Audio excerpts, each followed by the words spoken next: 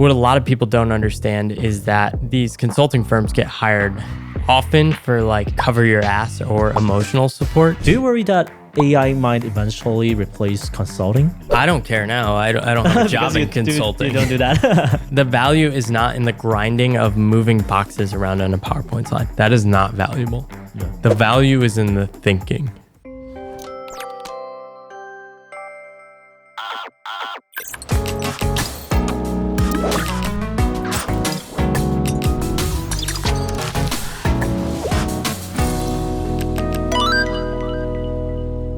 Hello， 大家好，我是志祺，欢迎回到强者我朋友。如果有人问商业策略顾问做什么的，大部分人呢可能会回答就是薪水超高，专门呢帮大公司出主意的工作。但如果你问他们每天到底在干嘛，可能10个人里面有9个说不清楚。今天来宾呢是曾经在全球顶尖顾问公司工作过的 Paul Miller。Paul 曾经在麦肯锡波士顿顾问公司担任策略顾问，拥有超过10年的丰富资历。同时呢，他也是全球上大书《无路之路》的作者，被称为是商业罕见的传奇。那目前他在离开顾问业之后呢，创立了全球教学平台，过着数位游牧的生活，一边写作一边担任职涯顾问，还有企业的内训服务。那今天呢，我们会来问问Paul，顶尖的商业顾问到底在做什么？为什么公司愿意花大钱请顾问？AI 会不会取代顾问业呢？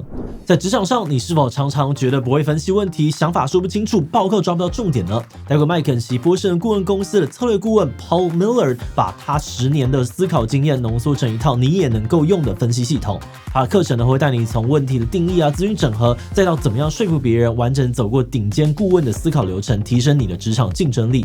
现在点击资讯栏的链接了解更多，输入志祺777的折扣码，还能够享有专属的优惠价哦。Okay, first, could you briefly introduce yourself, Paul? I'm Paul Millard. I am an independent freelancer, writer, and online creator. I've been working on my own for almost 9 years now, and I'm the founder and creator of StrategyU, which teaches the tools, principles, and frameworks of strategy consulting to knowledge workers around the world. Cool. And our producer Wei is also here off camera and will be joining the conversation. You joined a consulting firm at a very young age. Why did you make this decision so early in your career? In university, I found out about strategy consulting, and I was almost like immediately captured by the idea of working in consulting. Oh. I just had this curiosity about business. I wanted to learn. I wanted to challenge myself. And also, I think just as a young person, I wanted to feel special and land a job at a really cool company. And so I actually got rejected from every firm in the country my senior year of college. And I was so determined. I took one job at GE, and then 9 months later, I just started applying over and over again. And so the first acceptance I got just happened to be one of the best firms, McKinsey & Company. And I was just so eager to work in the industry. And I think once I landed in that industry, it confirmed my hunch that I'd be a good fit for it because it's challenging, it's fast paced, you get to work with great people and work on interesting problems. I've heard that top consulting firms like McKinsey sometimes have an acceptance rate for only 1 to 2%, which is even lower than Harvard's admission rate. Since you've been admitted to several top consulting firms, what kind of personality traits or qualities do you think they're really looking for when they recruit people? It's definitely hard to land a job at these firms, but 2 things. One is it's somewhat misleading because you can only get into Harvard at one time. Yep. When you're 18, you can keep applying to these firms. And 2, these firms keep growing. Oh, got So it. when I was at McKinsey in 2008 to 2010, they were about 10,000 people. I think they're about 30 to 40,000 people now. And they even have their own startup arm where they start software companies to add on to what their clients need. So I think it actually is easier to get jobs at these if you're aiming at the specific skills you want to that they're looking for, but it's definitely very hard. I think what they're looking for first and foremost is just sort of this relentless desire to keep learning, keep pushing yourself, and keep growing. So one of the biggest shifts I experienced right away was instead of just doing an assignment and handing it in and the boss saying, okay, great, or this is messed up, fix this. It was, this is great. This is a first version. Let's keep iterating on this. Let's move fast. Can you get another turn on this document in 2 hours? And we do that like 50 times. Wow. At first, this is very frustrating because you're like, everything is terrible that I do. But slowly you start to embrace this new way of working, this iterative cycle, and your work gets better. And you start buying into the system and the way of working. And it was sort of addictive for me, I think. Have you ever seen or experienced any unusual or interesting recruiting methods during the hiring process? The recruiting is pretty transparent. In consulting, they pretty much tell you what you need to do. When I was doing it, it was you have to do 4 or 5 case studies where you're going through a business problem, breaking down the ideas, structuring them, and communicating them back to the presenter who's giving you the problem. It's not these like trick questions like you used to hear about in tech companies 10, 15 years ago. I'm curious about other things like running meetings or making presentations or manage teams. Are there any special standards or expectations inside the firm? Yeah, so this is one of the things that makes it frustrating too, is that extremely high expectations is normalized. And so pushing other people is sort of expected, and expecting to be pushed hard is expected. I think one thing that really stood out is that you're over communicating over and over and over again. In most companies, people go off, they do work, and then they deliver it to like a boss or a teacher sort of figure. Yeah, and it's just the end. And that's school mindset. You're just looking to submit your book report. I call this book report thinking. You're trying to submit your book report and say, look at how impressive my work is. This is worthless for a company. A company is an organized legal entity that is trying to make more profit and continue to grow, right? And so given the context and situation you're in, your only goal is actually to either make sense of information to further that mission or tell stories to motivate people to move in a new direction and things like that. You over communicate over and over and over again. And you're sort of simulating the delivery of information, the interfacing of information. So you'll have mock team meetings many times where people will play the role of a client and challenge your ideas, right? We don't buy that. We don't buy that. You just keep pressure testing, and you just do that so much. A little bit curious about under what circumstances would a company decide to hire strategy consultants? I think the perception of consultants is a bit outdated. People think of consultants as a small team of 3 people. They disappear and then produce a report at the end of 3 months. That work exists, but it's a very small percentage of the work that these big firms are doing. Over the past 2 to 3 decades, what's happened is that the business world has gotten incredibly complex. In these big firms, you can have a team helping to optimize a mining site in Canada for oil. And then you can also have a team in East Asia helping them to go to market with a new app, big app like Grab or Gojek or something like that. And so the work is incredibly diverse. At a high level though, what a lot of people don't understand is that these consulting firms get hired often for like cover your ass or emotional support.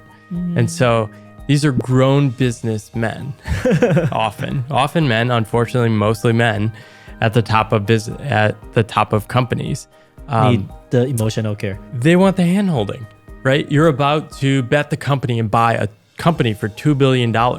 You're not just going to do it. If you're going to spend a couple $1 million to reassure yourself, get you a team that's saying, yes, this is the right decision, or in fact, tell you, no, this is not the right decision. Here's how to think about it. Here's how to shape your thinking. Here's a direction you might want to communicate. One of the big things people hire consulting firms for is post-merger integration. It's a specific point in time when you bring one company here and add it to your core company. And you need to reorg, or there's a lot of things to do. Right. And it's a temporary inflation in staff. So you're not going to hire a ton of full-time employees for that. You want to bring in people that can move fast, can basically work 24/7, often young people who are just willing to give all the hours and can just go on it. And you don't have to handhold, you can just let them rip on that kind of problem. I have a question. I've heard that sometimes consulting firms are willing to take the blame. For example, when a company wants to lay off employee but doesn't want to say it directly, they attribute to the decision to McKinsey's analyst. Is that true? If you want to bring a consulting firm in, often they're bringing them in more for that one-off support than somebody to blame. But it's very convenient to leak to the press that it was a consulting firm that helped you do that, right? It can redirect the blame. Ultimately, it's the business leaders that make that decision. But yeah, it's a very convenient excuse for senior leaders of companies. Got it. The next question, I've seen reports saying that for some project consulting firms may charge millions or even tens of millions of dollars in consulting fees. Some people might say consultants just talk and make fancy PowerPoint slides. Why are they paid so much? How would you respond to that criticism? Well, I don't know if it's a criticism. It's sort of the reality. Do they make a lot? Yes, but often they're getting paid for hyper-specialized things in the economy. If you're looking for a team that can come in and do something like a post-merger integration and you have like billions of dollars of shareholder value on it, a few $1 million for a team is actually not that big of a deal. Yeah. To $1 billion company. So one is they aim at the top. They seek to serve top companies and the top management of those companies. And the budgets are just much, much bigger, right? So it's really probably a story of just defining your customer rather than they're really good at charging high prices. But part of Marvin Bower's thinking around McKinsey was always charge high prices because then you're going to get the best clients. With high prices, you also get slack to over-deliver. So if you charge high prices, the expectations are going to be high, but you also have much more margin and wiggle room to hire in people, bring in world-class specialists, do over-the-top analysis, double the staffing of the team like that, etc. But many consultants are only maybe in their 20s or 30s, but their clients might be 50s or 60s. How do you convince them that the strategy you've developed is the right one? So that's not the job of the 25-year-old analyst. That is the job of the 45-year-old partner you said who's spent 25 years working on those kind of problems. And so not everyone hires consulting firms like that, but anyone delivering a service or product has entry-level employees and sort of understands you're paying for the expertise, but also paying so that continue the business, develop internal knowledge and things like that. So the short answer is like no one would hire the entry-level analysts. Over the years, what has been the most challenging project you've worked on? I worked on a freelance project a couple of years ago, and we had to interview the entire executive team. Half the executive team hated the fact that we were hired. And so I have to go into that interview. The guy's grilling me. He's asking me the same questions you were asking me before. Why are we hiring you? He's like, you look so young. You must be 25. I was like, well, I'm like 40, but thank you. He just like sort of attacking me, testing me, and it's draining. But you just sort of just focused on doing great work. I think that's ultimately all you can do. Another situation, I was working for a pharma client probably 10, 12 years ago. I was like in over my head, all these modeling things I had to build for the client. And they just wanted this new tool to assess their entire pipeline of generic drugs they're working on. And I'm just freaking out. I'm like, what am I doing? Like, why am I working on this? I sit down with my partner and he says, Paul, you're the expert in this entire group. I'm like, no, I don't know what I'm doing. He's like, no, actually, like you're better than everyone by far at like the model building and exactly what they need. And so all they care about is you're an expert in that. They don't want you to know how to formulate generic drugs and work the manufacturing line. They literally just need you to build this model. I was like, oh, okay, that makes sense. I can do that. And I focused on what I was good at, communicated what I was doing, why I was doing it, and how it fit into what our group was trying to do, that we were embedded in. And from there, the project went a little smoother. If we talk about what we're good at and talk about the analysis or talk about the model, and we will talk about AI. Now that AI has become so powerful, especially in data analysis and processing, do you worry that AI might eventually replace consulting? I don't care now. I don't have a job in consulting. You don't do that. I think these technologies are moving so fast. They're blowing my mind now too. Like the recent advances in the agentic coding tools like Claude Code, Codex for OpenAI.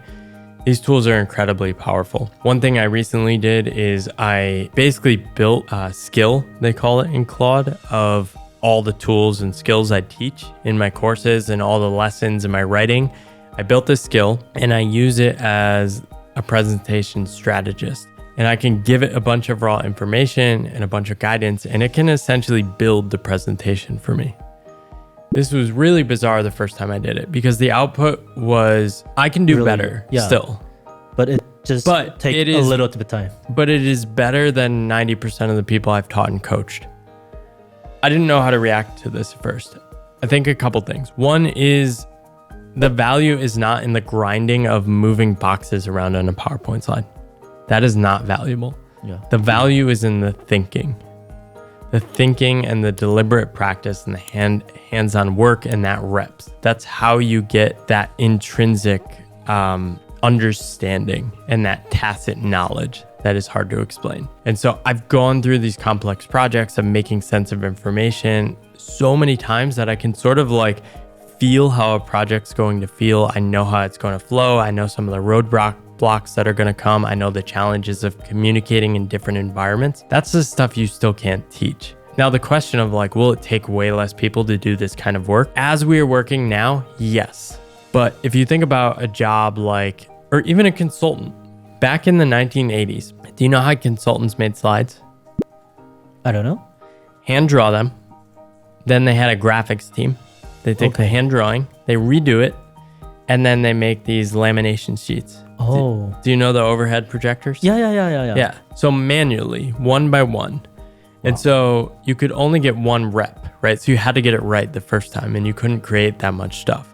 Now we can create like hundreds and thousands. So we're just going to be able to process and create way more things. So the value moves to taste, design, iteration, and then that like human connection. Do you actually understand what your stakeholders are trying to do? Do you care about them? Are you willing to help shape and guide them as they move through a process, move through a decision-making process? And so no one's ever paying for slides. People are paying for all of the other stuff around that, the hand-holding, the trust, the guidance, the emotional comfort, right? There are a lot of insecure grown adult executives who are scared. We're all deeply afraid of making decisions in our life, especially big ones. And I think more and more consultants might just become like, I think they already are, but are going to become more like embodied therapists for the corporate world. Got it. Because we just talked about the thinking process or thinking models or framework, because the McKinsey is famous for many thinking and communication frameworks, such as the MISI principle and pyramid principle, which have almost become the Bible of structured thinking. Is there one principle or framework that you think ordinary people could easily learn and apply in their daily work? Barbara Minto wrote a book called The Pyramid Principle. It's fantastic. She's a genius. She was so good at like synthesizing and organizing ideas.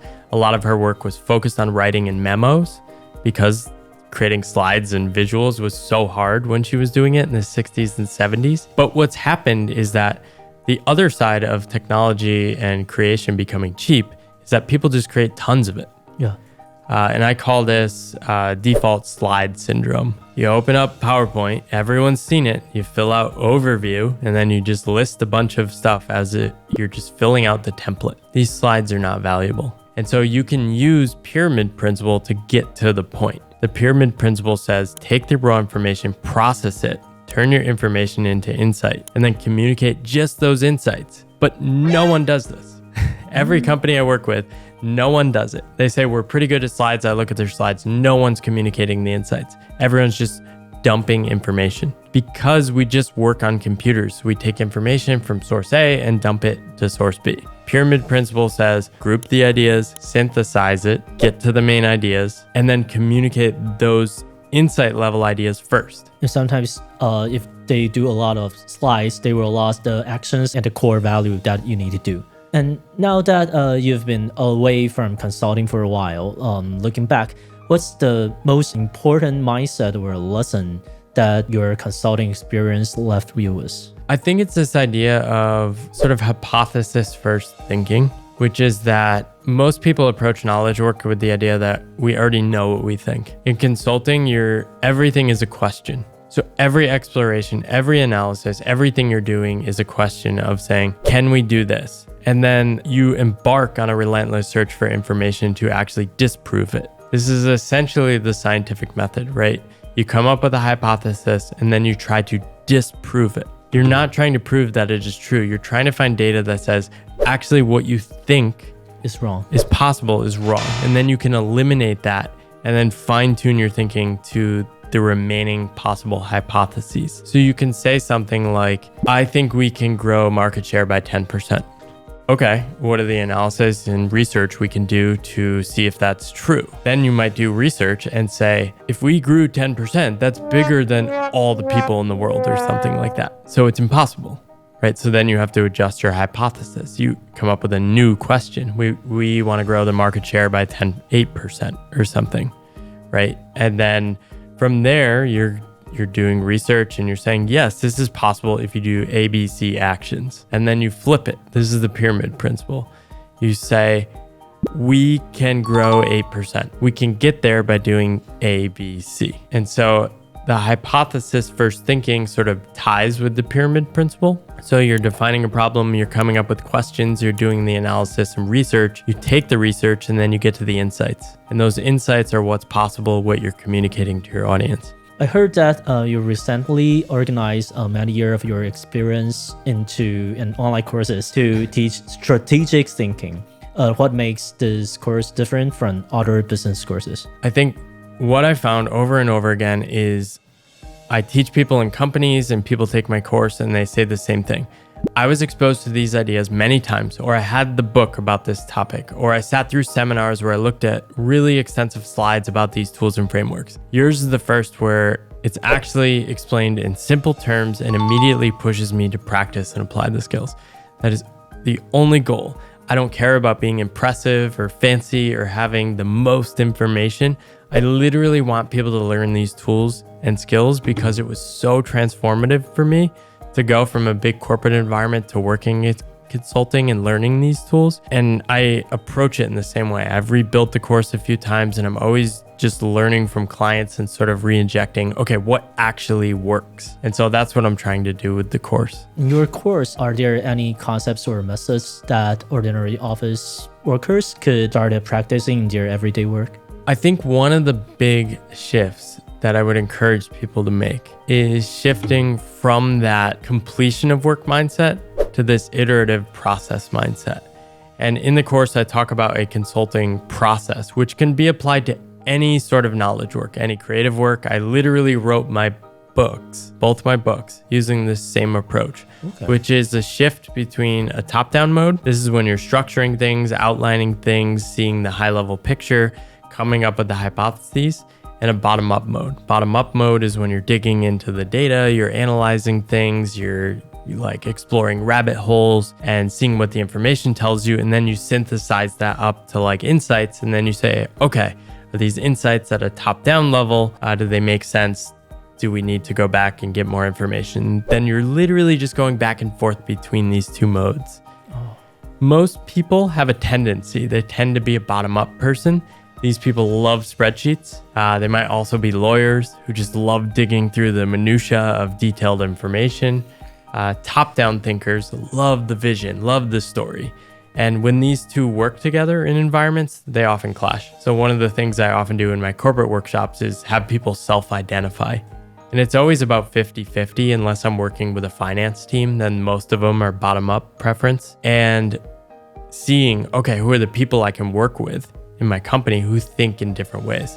Who are the people that always have an outline and a structure? Let's pair with them because I can help them fill in the blind spots of not understanding the details. Thanks so much. And before we wrap up, do you have any final message for our audience? The biggest lesson I would leave people with around what I've learned in consulting is that great work is possible. However, many people are in environments where they are constrained with what they can learn. They either don't have the managers that support them, or they don't have the environment that pushes them. But by accessing the right tools and practicing these on your own and leveraging tools like AI as sparring partners to give you feedback, it's never been a better time to learn skills and figure out how to do great work on your own terms to really increase your freedom and options in your career. That's today's episode. If you like it, please share it, and you can click here for more related video. That's all for today's episode. See you tomorrow. Bye. 那看完今天的访谈呢，相信大家对于商业顾问的思考方式有了全新的认识。Paul 呢，把他10多年的顾问实战经验首度浓缩成繁体中文课程，透过金字塔原理啊、议题树等等的工具，搭配真实的案例实作练习，让你学会呢在大量的资讯当中定义对的问题、组织观点、说清楚自己的想法。那目前课程限时优惠当中，使用志祺七七折扣码还有300元的优惠，赶快点击资讯栏去看看吧。